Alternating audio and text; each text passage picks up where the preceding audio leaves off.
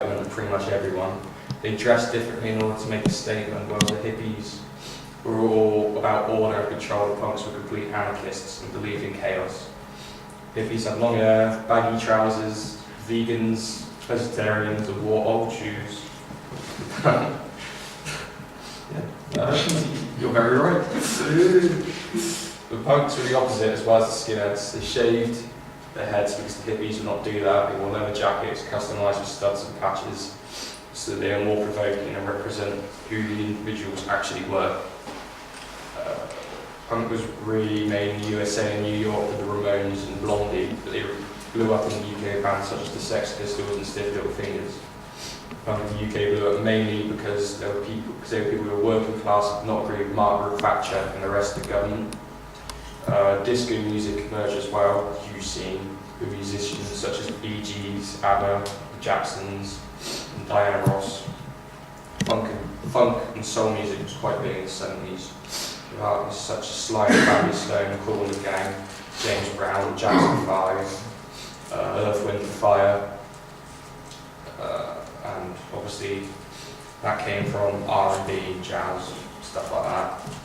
And the reason disco, funk, soul music was so big was people were bored of rebellion. Some people were saying they wanted a more toned down life. Obviously it didn't apply to everyone, such as the punks and whatnot. But yeah, progressive rock as well was quite popular with bands like Pink Floyd, Rush, Yes, Genesis and Queen. 2000s, music became very popular, became very heavily involved with each other. It was also the first time the internet probably come out and was accessed by a lot of people, which music have become very heavily involved in. Also technology, a lot more technology came out, such as the MP3 player and some more things. So it technology helped to get the music out to the world a lot more easier.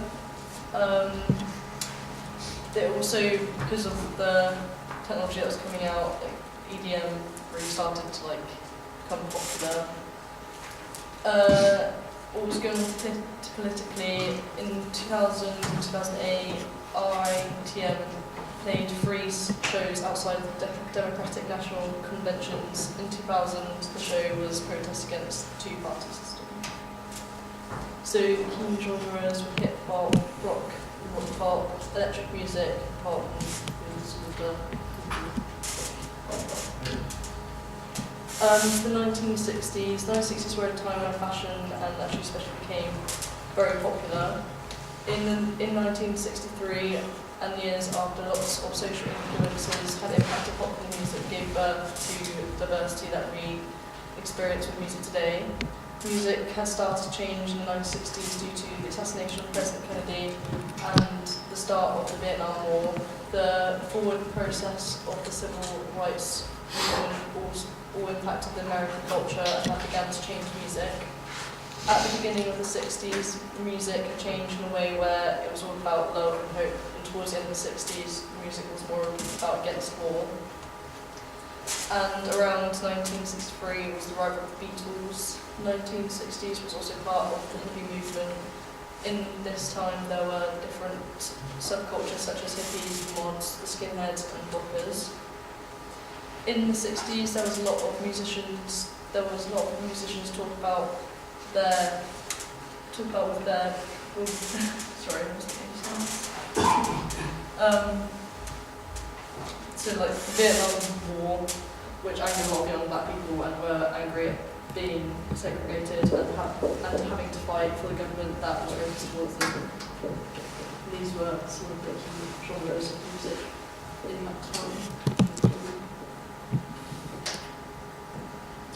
In the 1950s, rock and roll music was dominating the market on large artists such as Chuck Berry, Fats Domino, Buddy Holly, and Elvis Presley.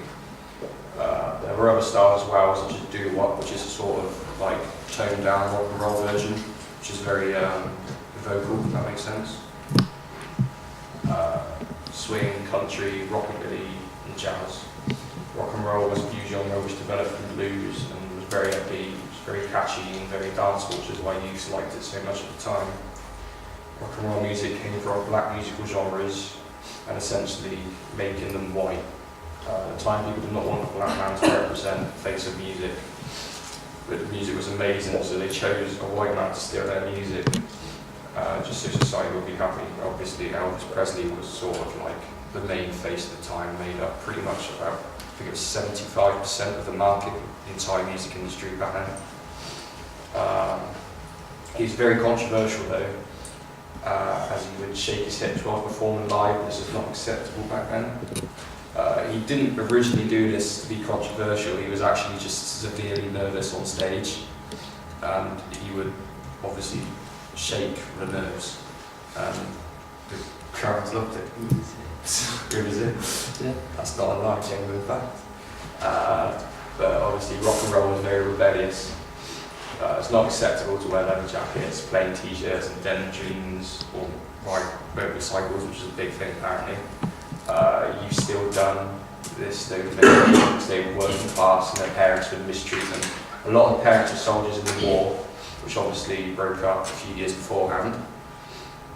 Due to this, they came back, no longer had to rush to the battlefield, so they took up motorcycling and gave them a rush due to its rebellious nature, and obviously their children would follow them with that sport, if you call it sport.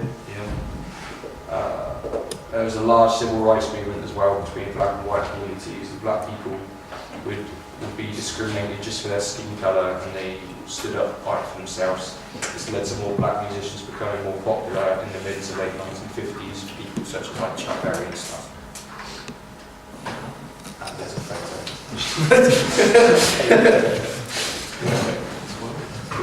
Yeah, it's probably worth. It's a bit- Yeah, that's it. Fantastic. Well done, guys. Very informative.